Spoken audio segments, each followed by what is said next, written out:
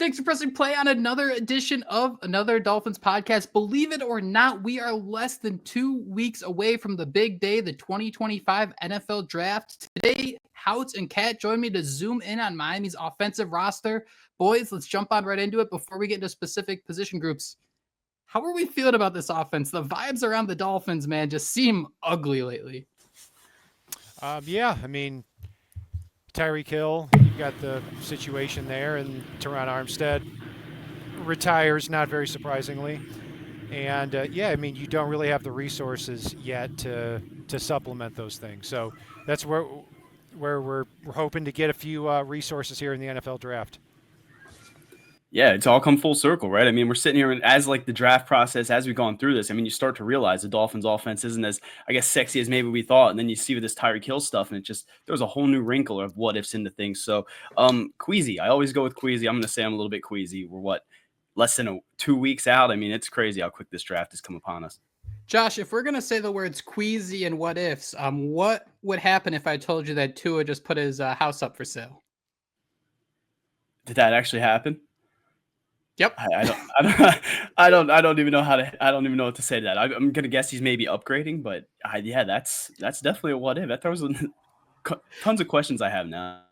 Sorry to throw a wrench right at the top here. So what we are going to do today is we're going to go by position group in case, you didn't want to, follow every single free agent signing. If you didn't want to follow all the developmental pieces, that's why we're here. So, gentlemen, let's start at quarterback. The Dolphins currently have 2 under contract. Tua Tagovailoa, who will be the opening day starter next year, 99.9% sure. You got Zach Wilson signed on a 1-year contract to come in. And what I think is most interesting about this position group is just the way the rules in the NFL are set up. For an emergency third quarterback, the Dolphins are going to add another quarterback. They're going to add another quarterback that we are going to talk a lot about over the next year. Kat, I want to ask you, when you see Tua and you see Zach Wilson, how early would you be able to stomach a quarterback in the NFL draft? Yeah, I'm definitely not in the first round. And where I think the Dolphins will end up looking, if they do, will be in the 4th or 5th round. And me personally, I think a team is going to take a really good swing at Jalen Milroe in the 2nd round. And I understand the inaccuracies he had at Alabama last year. I understand the downside of him as a thrower. But also, too, I go back to a few years ago with Lamar Jackson. And I know he's not Lamar Jackson with his feet, but he's that tier below where it's like, okay, how did nobody draft a quarterback with 4.37 40 speed there in the first round of the NFL draft? So I think one team's going to get lucky. But I would have to say, if I were to pick a player and a round, Dylan Gabriel in the 4th round would be my choice, or would be my guess. What do I think is going to happen? I think the Dolphins are just as likely just to not draft a quarterback because they already signed one. Yeah, I mean, that's a great way to view this. I think Kat nailed it. 4th and 5th round. I think Jalen Milroe, he's the apple of my eye. I wrote an article for the Finsider. If he's there at 48, you run to the podium. There's no way he's going to be there at 48. I think he might even go in the 1st round with how we see some of these quarterbacks go. So I think, Jake, you mentioned you got invited to the combine. So that's a whole nother thing. So I think the Dolphins will definitely draft a quarterback. I think they should. But Dylan Gabriel, I keep thinking that, I joked about it early on. It just seems like that's the guy, but there's an array of quarterbacks that fall in that Dylan Gabriel category, which, let's be honest, I don't know if you're better off with those guys adding them to this room, right? I mean, you got Zach Wilson, Tua Tagovailoa. You're pretty much riding and dying to Tua Tagovailoa. And if you have to rely on Zach Wilson, I mean, then we're in trouble. So, Josh, you mentioned that he was at the combine. He's actually going to be at the night 1 of the NFL draft. I just didn't want to confuse anyone there. Guys, I think what you are both saying makes complete sense. However, we are not in charge of the Miami Dolphins. And I don't think we should be interpreting this about what we'd like to do. Dylan Gabriel in the 4th or 5th round, I think makes complete sense. But I've been listening to Jordan Rodriguez, who's jumping all over Underdog, NFL Daily, and a bunch of different podcasts. And she kind of laid it out. I mean, you have a coach and a general manager who are fighting for their absolute lives. Zach Wilson, your backup, he was a 3rd stringer last year. He didn't do anything to prove that any sort of promotion was in order. I think the Dolphins aren't going to be able to stomach waiting until the 4th round to draft a quarterback. I'm interested to get your guys' thoughts on if, you're Mike McDaniel and Jalen Milroe's there in the second round. Kat, I'd love for you to bring up maybe a couple guys who will be floating in the third round, because if Tua goes down, and let's just say it's going to be for like a 2-week stretch, if Mike McDaniel's on the hot seat, I don't think he wants to be riding with Zach Wilson. I think if you want to try to convince Stephen Ross that your job is secure, that you're important to this organization, it's drafting a quarterback and it's proving that, hey, we have a little something here and you can't give up on us. I think that the Dolphins are really going to surprise some people here when we look at where a quarterback might go. To me, if the Dolphins draft a quarterback, it's more of an indictment on Tua than it is on Wilson. Because look, you guaranteed Wilson, what, $6 million? He can make up to 10. If that is not somebody who you feel confident can step in for 2 days, everyone in the building should be fired. Like that's so. To me, at the quarterback spot, I think when you've got the amount of picks the Dolphins do, and they don't have an insane amount. They've got 10. So, and 9 of those are in the first 5 rounds. Yeah, you should absolutely take a swing at somebody. Someone like Riley Leonard from Notre Dame. I mean, somebody who's kind of been a tease all along, but has the mobility, has the size, is a moldable ball of clay. He's a guy that you could take a swing at. Kyle McCord is somebody that I like. I heard him define the quarterback from Syracuse as it was either PFF or it was Dane Brugler who said that he's Baker Mayfield's attitude without Baker Mayfield's arm. Now, he does have a decent arm. I mean, he was the former quarterback from Ohio State, went to Syracuse, and really had a good season for them. So he's somebody that I would really like in the 4th or 5th round. Or if you get down to the later rounds, Brady Cook from Mizzou. Josh and I both had him mocked to the Dolphins in the 7th round, coincidentally, last week. He's somebody that was really supposed to be a 3rd, 4th round of this past year, but Mizzou, their entire offense had a bad season. Can he get back to the form from the year before that? So those are just a couple of guys. And I'd really like to see, especially Mike McDaniel, right? He came in here, he was known as that, for lack of the better word, the quarterback whisperer, the guy that, could build his offense around Tua Tagovailoa. What does he want in a quarterback, right? Like, let him go out there and maybe draft a guy that has these intangibles, these traits that, maybe you can build upon, because you're only going to get this chance, right? There's a chance that this is your last, draft, this last go around. I mean, if you love a player, I would love nothing more than for them to, have the kahunas to go out there and draft him. I keep talking about Jalen Milroe, but there's some other quarterbacks out there, right? You mentioned Gabriel. I think you mentioned Riley Leonard. There's also Will Howard floating around there, which I don't know how much I like him, but there are some quarterbacks that fill that need of a, QB3 that could maybe potentially grow into a QB2. But like Kat said, I mean, if they do not have enough confidence in Zach Wilson stepping in for the inevitable when Tua Tagovailoa goes down, these guys shouldn't be here. I don't know if they do, guys. So when I'm looking at the numbers here, there are 3 quarterbacks that signed a more expensive 1-year contract than Zach Fields. You had Daniel Jones, who's going to be competing for a job with the Colts. You have Russell Wilson, who's competing for a job with the Giants. Marcus Mariota, who's returning to the Commanders on a 1-year deal. He kind of fits that Matt Moore behind Ryan Tannehill thing that the Dolphins had going a few years ago. I think the only reason Zach Wilson got paid $6 million is because the Miami Dolphins, whether it's Chris Greer's idea, whether it's Stephen Ross's idea, don't want to give out more than a 1-year deal. Guys, I would have been so much happier with, I don't know, Nick Mullins. He signed a 2-year deal. He's getting $4.5 million a year, but it's a 2-year deal. Cooper Rush, 2-year deal worth $6 million. I do wonder if we're just getting caught up a little bit too much on that 1-year value of money and just not the year in itself, because it doesn't necessarily feel like a plan when you're talking about 1 year. But let's keep it moving here, guys. Let's go on to running back. The Dolphins currently have 4 under contract: Devon Achane, Jalen Wright, Alexander Madison, and guys, I want to throw Alec Ingold into that mix here. How are we feeling about this position group just from the 5,000 feet up? It wouldn't surprise me if they didn't invest a lot into the spot because they've got Devon Achane, they've got Jalen Wright there as really their 1-2 guys, and they've heavily invested in both of those, back-to-back years, 3rd-round picks. But part of me wonders too is what if a big physical running back presents themselves in the 2nd, 3rd, or 4th round? Like, what if Omarion Hampton, look, he's probably going to go 1st round, but what if he ended up falling down to pick 48? Like, would that be a temptation for the Dolphins where they say, okay, now we can actually have a big hammer in the backfield? That's probably not going to happen. I think we can all agree. But then you go down the list. What about if a Cam Scatteraboo falls down to pick 98? A big physical hammer out of Arizona State. And then a guy that I like a lot, DJ Giddens, as a third or fourth round running back there out of Kansas State, somebody who's 6 foot, 212 pounds. I like a lot too. It is a lot. It is a deep running back class to where I think you can get down to one of the Dolphins picks in the 5th round and still find somebody like maybe a Jarquez Hunter from Auburn, or a Jadon Blue from Texas, or an RJ Harvey from UCF. One of these guys is going to fall. You're not going to see 20 running backs go in the first 4 rounds. So you're going to see somebody fall to the 5th round.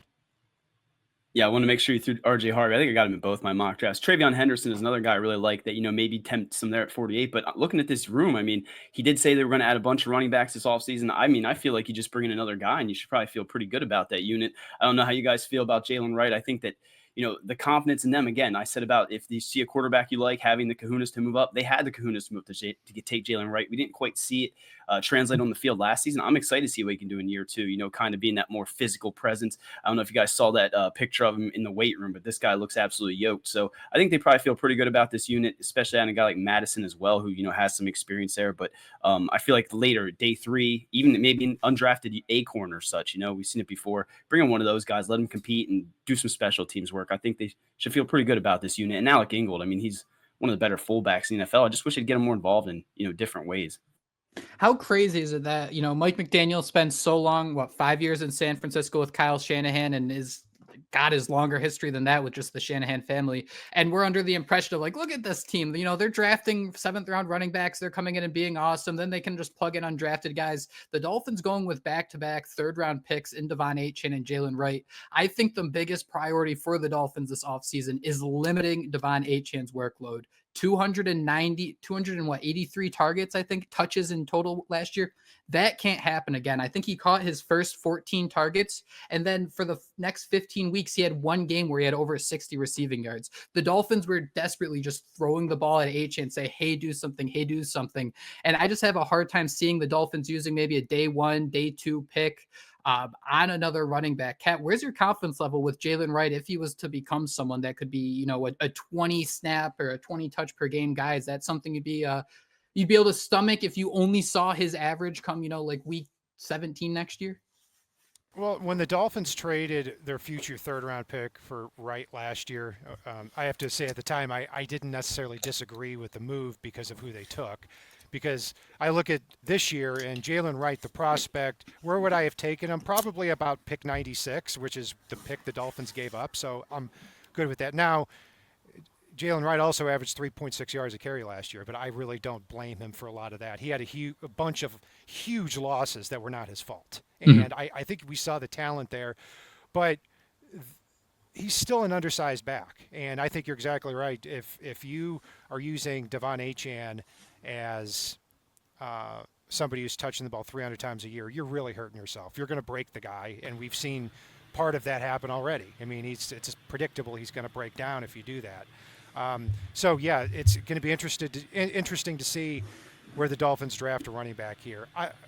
A player in a round I'm rooting for a guy to fall to is I wonder if Caleb Johnson has hurt himself enough with his near 4.6 40 time that he falls down to the end of round 3. If he did, this to me is my 3rd favorite running back in this draft still. I think even though he runs a 4.57, I think he's got incredible burst up field, great production last year as well. Reminds me, I love the Todd Gurley comparison when it comes to Caleb Johnson. So I'm hoping that if somebody falls down and the Dolphins take him in day 2, if it's not a Marion Hampton in the 2nd, it's Caleb Johnson in the 3rd. Yeah, to bring up Gurley to tug on our heartstrings, right? Wasn't he a guy that a lot of those Dolphin fans wanted back day? I think last year, Jake, if you asked me this after the draft, you go and you look at what Jalen Wright did, the production, some of those runs he had. I felt pretty good about it, if you asked me if he's going to take a run on that workload. So I agree with both of you. I understand how they want to try to get Achane, moved around a little bit more, play more wide receiver, as we'll talk about. But you can't have him going between the tackles just nonstop, being that battering ram. You got to get Jalen Wright more involved. But I do think they'll bring in another guy to add to that room. Who it is, when it is. An Acorn is just as good as, using a day 3 pick as far as I'm concerned. The Dolphins have 8 wide receivers under contract, but I have a feeling this is where we're going to spend the brunt of our time here. Tyreek Hill, he is in the news again. I'm not even going to get into it, but let's just say his future with the franchise is uncertain. So you have Tyreek Hill atop the depth chart, Jalen Waddle, Malik Washington, Nick Westbrook-Akine, Eric Ezukama, D. Eskridge, Turbo Taj Washington, and Tariq Black. Kat, how you feeling about this room? I mean, it all boils down to Tyreek Hill. If it's not one thing, it's another with the guy, and obviously he's supremely talented. To me, I think you trust what's on the roster instead of spending a high pick on at the wide receiver position, with one exception. If Tet McMillan falls to pick 13, I am very, very interested. And now I know a lot's been made out of, kind of a video a couple of years ago of him saying that he doesn't watch film, et cetera, doesn't love football, et cetera, et cetera. Yes, I think that should certainly be looked at and scrutinized. But Mel Kiper said it best. He said, some guys play football because they love it. Some guys play because they can. And Tet McMillan can. And he's somebody that I think makes it look very, very effortless. And would bring a different type of receiver to the Dolphins. Obviously, if you were to take him at pick 13, I think at that point you got to find a way to get Tyreek Hill off the roster somehow, regardless of how you do it. And I respect Tyreek Hill for what he's done on the field for us, but I mean, that almost seems like the perfect scenario, right? Tet McMillan falls to 13. You can find anybody, a suitor somehow to get rid of Tyreek Hill. Jake, I mean, the Tyreek Hill thing obviously plays a huge factor in this, but I almost feel like, heading into all of our draft prep and talk heading into this, I don't think did any of us really draft a receiver. I know I didn't, but I'm looking at this receiving corps and I think, if they move on from Tyreek Hill, then it's an absolute, I don't feel very confident at all. How do you guys feel about Jalen Waddle stepping into that wide receiver one role? I mean, because I kept thinking about when they drafted him, he was at Tyreek Hill, right? We did not have Tyreek Hill. He was that playmaker that they were going to bring in, build this offense around, kind of be Miami's Tyreek Hill. And then they brought in Tyreek Hill, and we kind of saw him take a second, become the second fiddle there. Do you guys have any doubt that he can step into that role if Tyreek Hill were to be moved on? Obviously, if you don't get Tet McMillan or someone else. This is such an interesting question because we have to go back to that 2021 draft class. The Dolphins could have Penei Sewell, a multi-time All-Pro. The Dolphins could have Jamar Chase, a multi-time All-Pro. If the Dolphins go down a path that includes trading, moving on from Tyreek Hill, Chris Greer's been here long enough where he said Jalen Waddle's my guy in the 2021 draft. Not only did they draft him 6th overall, they paid him over $25 million a year.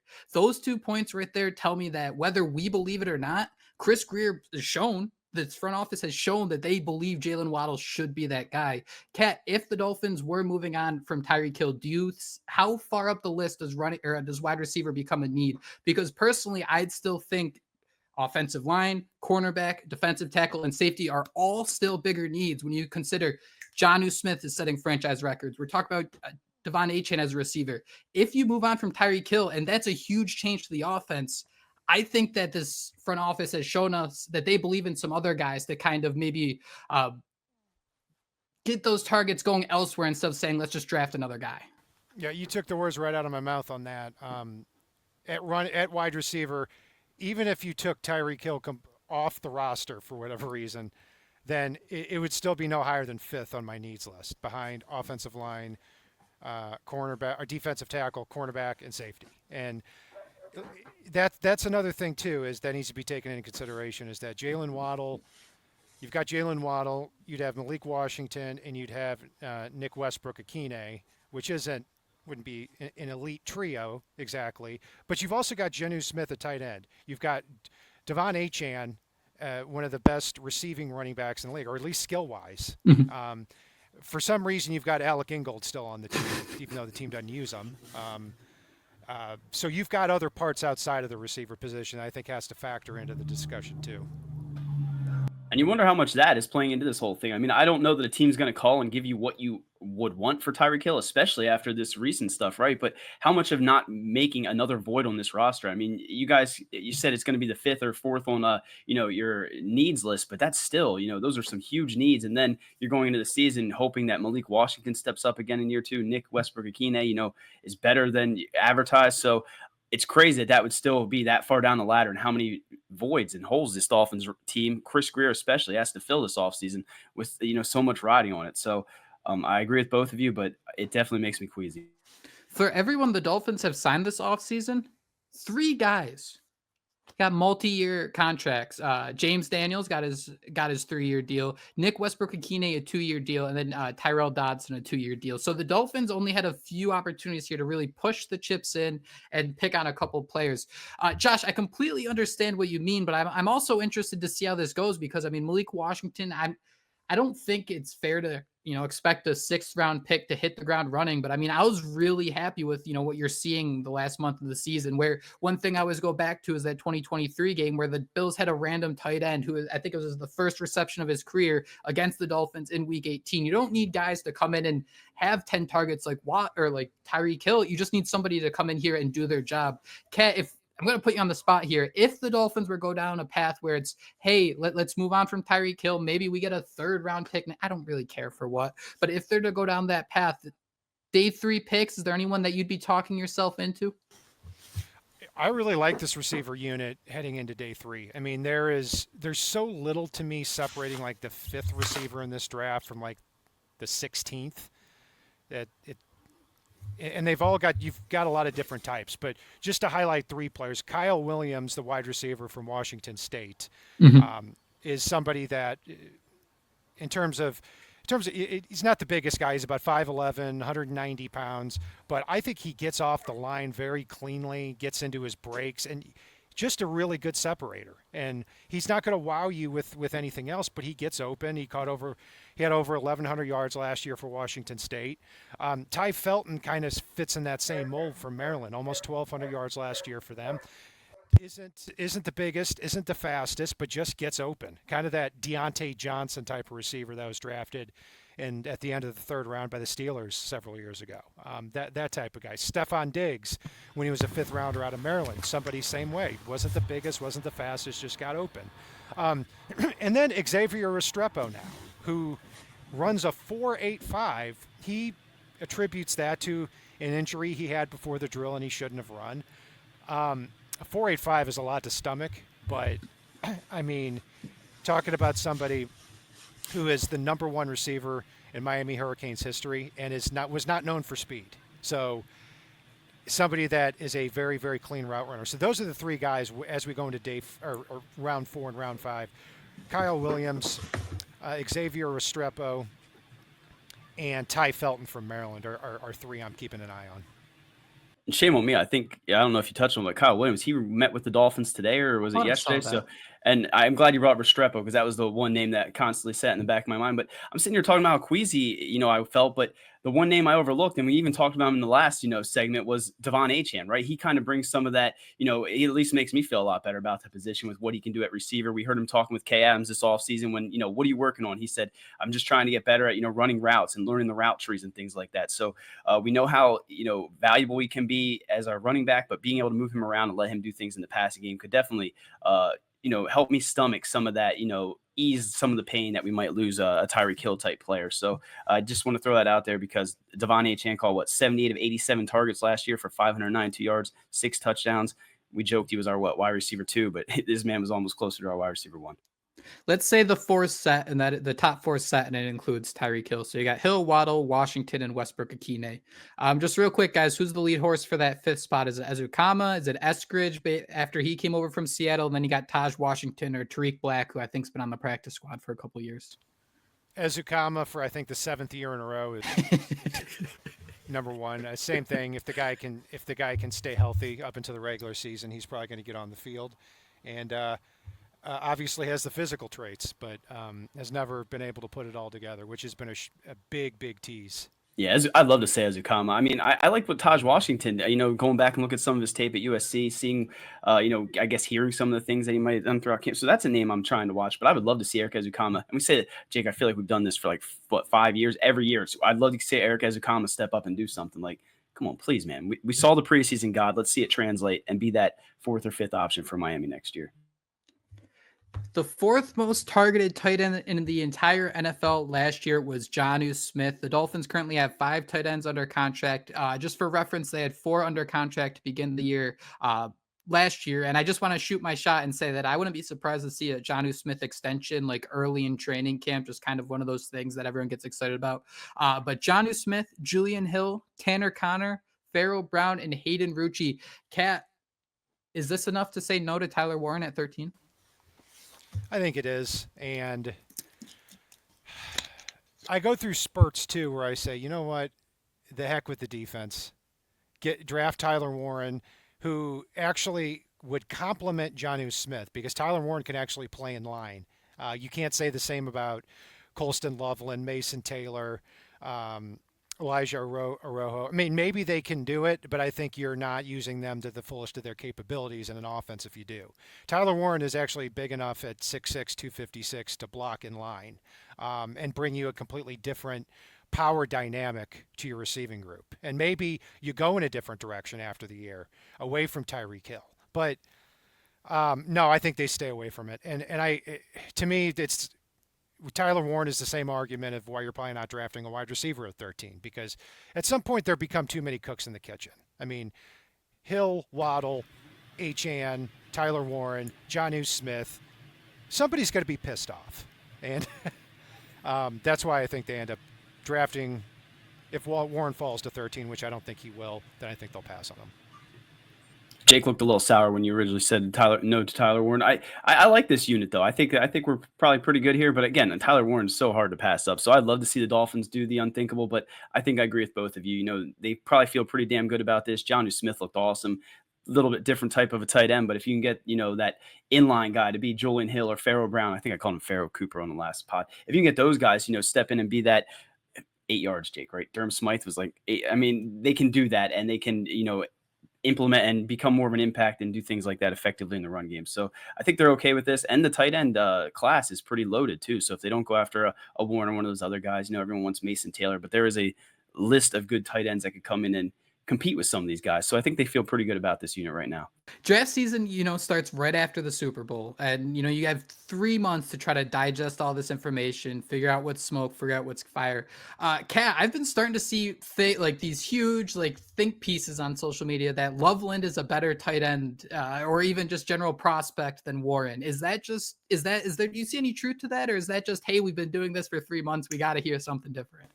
I like Loveland as a receiver better than Tyler Warren. Interesting. Now, as an all-around tight end, I like Warren a little bit better. I think Loveland, throughout his Michigan career, caught the ball, was a more natural pass catcher than Warren. Warren had a lot of, I mean, he caught, it's ridiculous saying it now because he had 107 catches or whatever last year, but he had a lot of drop problems the year in his previous year. So and Loveland, too, you can make a case he's a better separator because he's not quite as hulking as a Tyler Warren is. So I can see that argument being made. It really depends on the offense. For the Dolphins offense, Loveland wouldn't make sense because he'd have to block in line so much. And it wouldn't make a lot of sense to have 2 Jonnu Smith type style of tight ends. So Warren would make more sense for the Dolphins if they went in that direction. I do like Loveland too, but I do think you're right, Jake. You know, some of these, you know, the takes as we get closer to the draft, it's just almost overthinking things, right? I think Will Johnson today, I saw, you know, people are like, oh, he's going to fall out of the top 10 now because he did, like, we're overthinking things. So I think that had something to do with it, but I agree with Kat. If they were going to pick one of those big name, those, you know, tight end 1 or 2, I think Tyler Warren fits best for the Dolphins. So the Dolphins currently have 6 tackles under contract. If we want to talk tackle guard at the same time, we can, but let's just start with the tackles at least. Austin Jackson, Patrick Paul, Keon Smith, and Larry Borum are your backups. Ryan Hayes, a former 7th-round pick, is still floating around. And then you got Byron Matos as well. There's been a lot of talk about Patrick Paul recently. So, Kat, I'm just going to tee you up with some stats here. He allowed 3 sacks and 11 hurries on 338 snaps, according to PFF. With that being said, he played less than 35 snaps in 6 of his 10 appearances last year, too. Yeah, and to me, Patrick Paul, when you look at the physical traits and look at the promise that he showed last year, I mean, he showed some flaws too. I have problems with him in the running game, but he is a player that I hope starts at left tackle this year, for nothing else to see what you have. Now, even having said that, in the first couple of rounds of the draft, if a tackle presents himself, then especially one that has any ability to move inside to play guard, then you certainly got to look closely at him. I mean, for example, I mean, Armand Membu is the guy I hope falls to 13. That hasn't changed the last couple of months. I don't think he will fall to 13. But at that point, you've got to say with a Membu or even with a Will Campbell, I've soured a little bit on Banks, but if they fall to that spot, you got to say, look, we're offensive line is a problem, and we're getting the best offensive lineman on the roster. We'll figure out the rest later, and we'll move the pieces around the chessboard as we please. Yeah, I mean, I think I agree with Kat. I mean, Patrick Paul showed some inconsistencies, some ups and downs, but I see a lot of the draft, is it Mel Kiper that's kind of hard on the Dolphins and Patrick Paul or things like that? Like a lot of them think that, maybe the Dolphins should go tackle here for a need. And I feel like, you drafted Patrick Paul, you saw some promise there. He's got a little bit of reps under him. He was going to be the guy after Teron Armstead. Let's see what he can do. And then on the other side, I mean, Austin Jackson, when he's healthy, is, a pretty damn good right tackle. So I can see the need for getting a tackle if one falls to them, especially when they can move inside. But I mean, these are your tackles. These are what Chris Greer, Mike McDaniel, this was what they envisioned, when Teron Armstead was eventually going to ride off into the sunset. Let's see what we have. I do think, as we'll talk about guards, I do, again, still think putting James Daniels next to Patrick Paul will help him immensely, as in his second year, 4 years as a starter. And just to preach, our good friend Eric Smith here, I think continuity is so important. Just getting the reps is so damn important. One of Patrick Paul's starts came at right tackle. I think that was when one of his 3 sacks happened. Just give it a year. Give it a year where he just has that runway to become a player. But I think it's a great idea if you can get a guard where if the Dolphins, their back is against the wall like no other, like I was saying earlier with McDaniel and Greer. So I think you have to start the year with Patrick Paul. You can't go up to Stephen Ross and say, hey, we drafted this left tackle in the second round last year. We knew our current left tackle is considering retirement. None of that worked. We got to go draft another one. So I really see a pathway where you're drafting first round, second round. You're drafting that guard who, if Patrick Paul's a disaster by week 13, you're kicking him out to left tackle or whatever it may be. Because at guards, guys, you got James Daniels. He'll be playing somewhere. Liam Eichenberg, Jackson Carmine, Chazen Hines, and Braden Daniels, I believe, is the final one there. Not a lot of depth, not a lot of talent. So, I mean, if you get that guard pathway to a tackle, then maybe you get a 5th-round guard who takes a couple months to develop, and you can play him come December. I don't know, but I think this offensive line still needs a lot of work till you're feeling relatively comfortable. Yeah, absolutely. I mean, you failed if you don't come out of the first 2 rounds with an offensive lineman, in my opinion. And I am terrified the Dolphins are going to pick Marcus Embo from Purdue, like I've said before, because he fits the scheme. He's a good athlete. He's versatile. He knows 7 languages. And you can make an argument for everything about him except when it's 3rd and 1, he's not great at displacing the guy standing in front of him, which is the biggest problem we have. I like a lot of the guards here. I don't think Tyler Booker is going to be a consideration because, first, I think he's firmly between pick 13 and 48. Mm-hmm. And secondly, I don't think he is nimble enough to fit this scheme. But I look at some of the players here at just at the guard spot. Donovan Jackson from Ohio State, Jonah Savania from Arizona, and Tate Ratledge from Georgia. These are just 3 really good football players. And I think all 3 of them are athletic enough to be a day 1 starter for you. Donovan Jackson, after Josh Simmons went down, moved from left guard to left tackle and got killed in the first game and then played really well the rest of the season. Could have hurt his draft stock, but was selfless, made that switch. Then you've got Jonah Savania, who's really shown himself to be a lot better athlete than people thought in the pre-draft process. Somebody 6'4", 324. I think he fits in and can make a really good Robert Hunt type replacement a couple of years later at the right guard spot. After Josh mocked him to the Dolphins last week, and Tate Ratledge. I mean, somebody in 2 years at Georgia has allowed 1 sack. I mean, I think there are a lot of just pure football players at the guard spot. So for once, I hope the Dolphins don't get too cute with versatility and with upside. I do agree 100% with what you said, though. If you don't come out of the first 2 rounds with someone that you can hopefully move it, can give some promise, shed some light into this offensive line, I feel like you failed it because I don't know how you guys feel, but seeing Liam Eichenberg's name there, just knowing that I kind of feel like they're okay running it back, and that terrifies the hell out of me. So we need to bring in that guy that can, play tackle, move inside for the short term. If Patrick Paul goes, AWOL, something tragically happens there, you can, then kick him back outside. But Please God, not Liam Eichenberg. We don't need that again. We saved center for last, and guys, I think it was pretty much because I think it's pretty sound here. You have Aaron Brewer and Aaron Brewer and Andrew Meyer as your backup. Kat, is there any scenario here where I go back to, what was it, 2014? The Dolphins signed Samson Sattelli, and he plays good enough where your best offensive line includes moving Aaron Brewer around. There's zero chance of that happening, would you say? Yeah, because Gray Zabel, I think, is going to go somewhere in the first round from North Dakota State. Could you have a Jared Odrick-like trade down from 12 to 28, get a second and a fifth round pick, and then draft Zabel, and he's a 10-year starter for you? I mean, I don't think that sounds half bad, really. And I think Zabel, but nah, I think the Dolphins are going a different direction. To me, if you don't come out of this draft to pick 13 with a premier player at a premier position like cornerback Will Johnson or offensive tackle Armand Membu, that would be a huge disappointment. So, yeah, you've got a few other plays. It's not a great center class. I mean, you've got Gray Zabel going in the first. You're going to have Jared Wilson from Georgia going somewhere in probably the third round, and then you may not have a center drafted before round 5.